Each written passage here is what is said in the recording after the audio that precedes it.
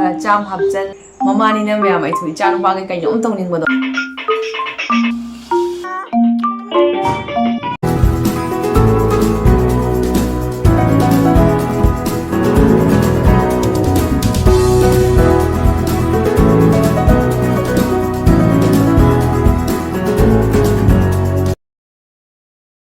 Hello everyone, ahan wakta da myam boikong na khumjari myam Nupagi birthday se koi raktre date 7 da ni adugi mamang da ina Nupagi parcel ama kakjari bani bako adugi parcel do myam ngasi yora ani Nupa se aina adum kitang knowledge su oiba pot adaidi kitang ma se mana sana ninga da pot adu khalaga aina laibi ki bani bako adugi da makta myam aina si ki button siga matam ko ina da ni tungchan jaba paisa ni bako aina phi tek tek yolaga tanjaba paisa adaidi pati targa tanjaba paisa adu doina loina budi hapchan de bako adum khara khara cham hapchan adaidi ngomana khatang kutta paisa ga leiraga na chamnga hapchan ba admai num tawga paisa ni bako hoi lau budi lau tho i bako aina among paisa leirakta ba kanda aina anirak ahum lagla kaino lau tho khara bane bako adu ngasi kya surage habdo myam yengminar se asi batal si paisa sina ai Nupagi hojiki pot se parcel se pi gi doine bako magi damakta ni aina tungjan jaba paisa ne bako mamani na myam ai thui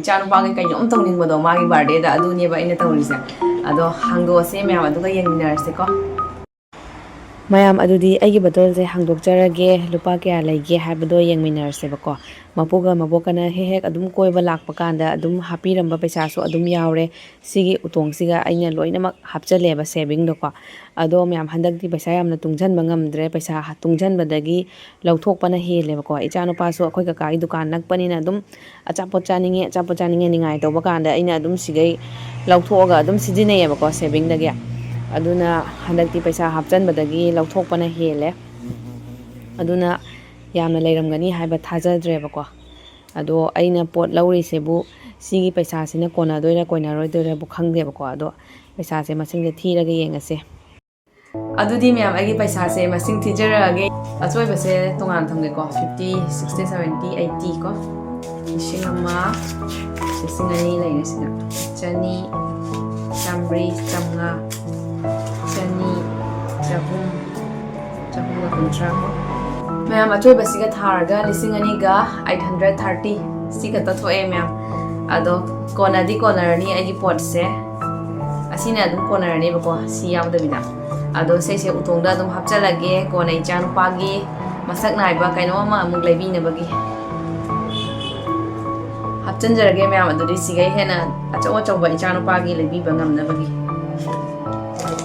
amu upuda hapchalorage mayam cham chatbi chani chatbi ni ai bottle siga sum tung tung ha ya de bako kai gina di mamang da khoi kakai dukan se am na e bako aduna Nupa sina kapsanarani tharo ona Nupa na kappaga bu haidi achapo to pi da bangam gadra ne adum pi dro bani popcorn khangde kai khangde yamna mai masala so oi da bado adum leibi na pizza dro bani bako aduna mayam chamnga chatbi sidi tungsan bani na achawa pot achawa senpham ama oi bani na aina lauthoi ge ka na khangjan laga leibi do ne bako jengalake khoi mamang da khoi ka kai dukan do parcel sulani nga ta ngai bo oi ne ai phiron myam se am ta phodo khige bako mayam asigi kon pheng na base Flipkart dagi lo bane liter manga liter 10 ne bako yam sathina kanai mamang da so amor khak lo khre bako yam sathina kanai yaina kamuk si se lo bane asi bottle simadi loishalak tore asi amadi packet kai dre bako ado sigi bottle macha siga halaga adum chijina bane yam sathina hong bane bako phasu pha bane mayam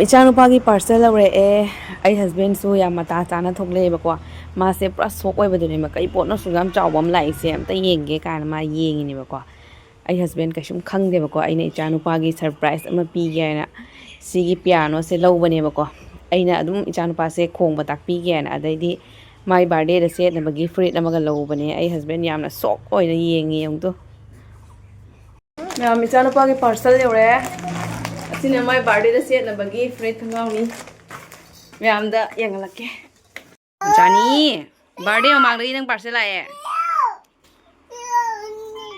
Piro wa, papa khong lai khraba. Papa la piro wa.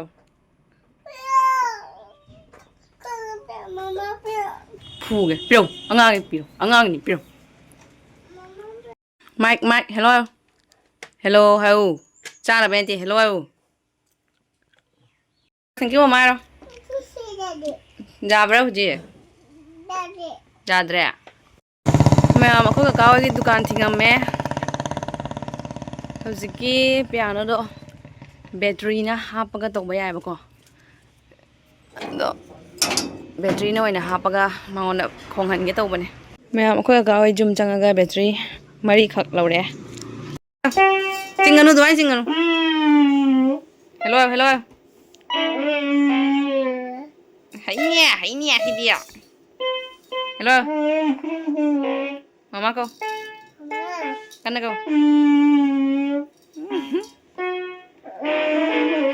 Umjan nganu. Lap na ngau, lap na. Lap na khana. Lap na.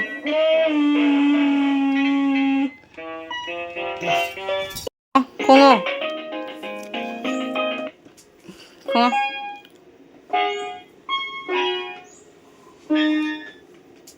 Kongo.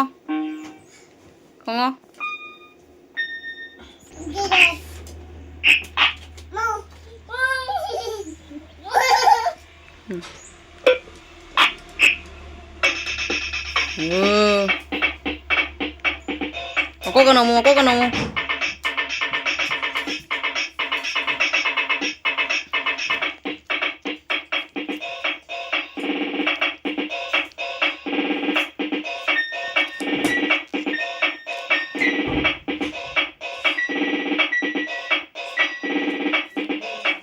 Oto baca melu.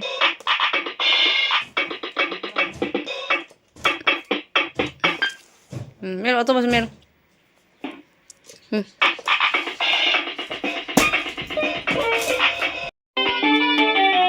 Dawa ka sa mo ko harus male. Kan tu.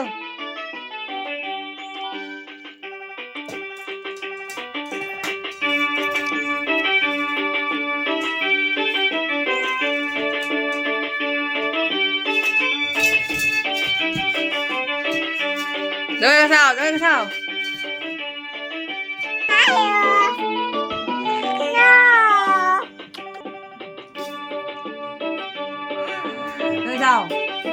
2 ขวบอ่ะ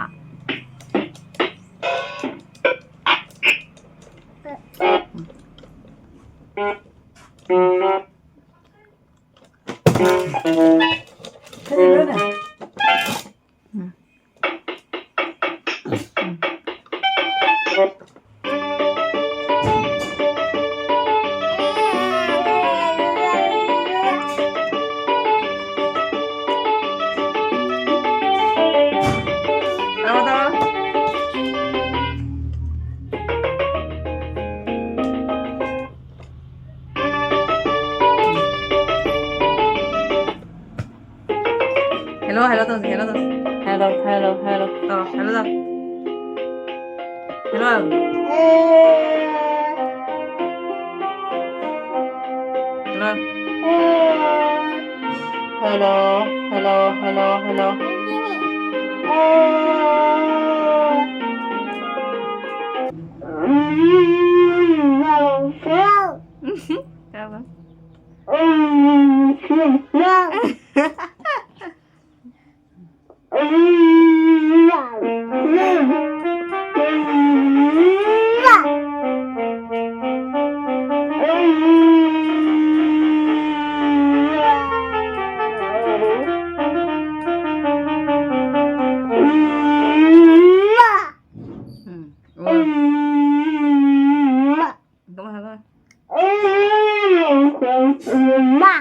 Angkat na.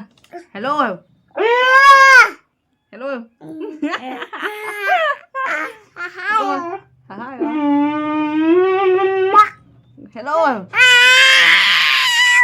Hello. Hello.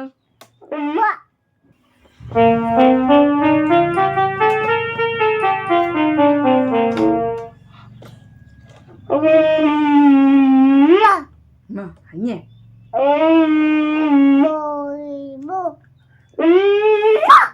Hanya. Hanya, very good. Mayam ai se hojik pati taram bane bako. Sangwagi aswai ka chinse ai di phamba yam nungai jei bako. Aswai chicken nungsit ka se liri sitla ko. Ing launa. Pati taba yam nungai khajani.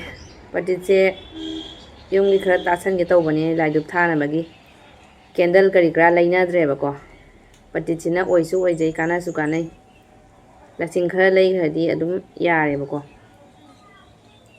ꯂꯥꯏꯅꯁꯨ ꯌꯥꯝꯅ ꯄꯥꯝꯕ ꯍꯦꯜꯂꯦ ꯍꯥꯏꯌꯦ ꯄꯇꯤꯠꯁꯦ ꯑꯗꯨꯅ ꯄꯇꯤꯠ ꯑꯣꯏꯅ ꯉꯝꯃꯤ ꯃꯈꯩꯗꯤ ꯄꯇꯤꯠ ꯑꯣꯏꯅ ꯊꯥꯖꯔꯒꯦ ꯁꯤ ꯂꯩꯔꯦ